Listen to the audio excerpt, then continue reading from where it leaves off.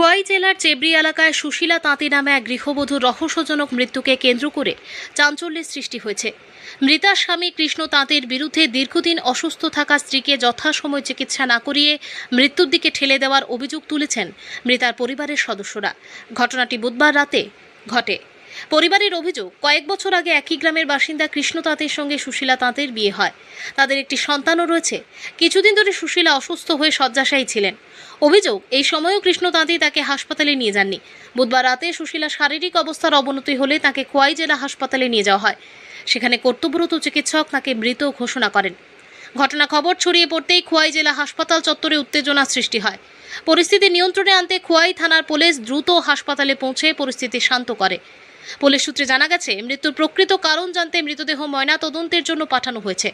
ময়নাতদন্তের রিপোর্ট হাতে পাওয়ার পরেই মৃত্যুর কারণ সম্পর্কে স্পষ্ট ধারণা পাওয়া যাবে। পাশাপাশি পরিবারের অভিযোগের ভিত্তিতে পুলিশ বিষয়টি তদন্ত করে দেখছে।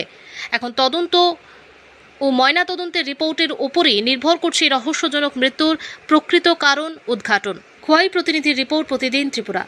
আমার বোনে তখন মানে তোর বাবা ছিল বলে এরা বাড়ি, তখন মায়েরা আইনা হসপিটালে ভর্তি করে এখন আমার বোন মারা গেছে। তখন কিটা বলো, জামাইয়ের নাম কিটা? জামাইয়ের নাম আমরা কৃষ্ণ তাঁতি। বাড়ি কোন জায়গা? বাড়ি চেবড়ি। চেবড়ি। কবে মারা গেছে? না করলেও মানে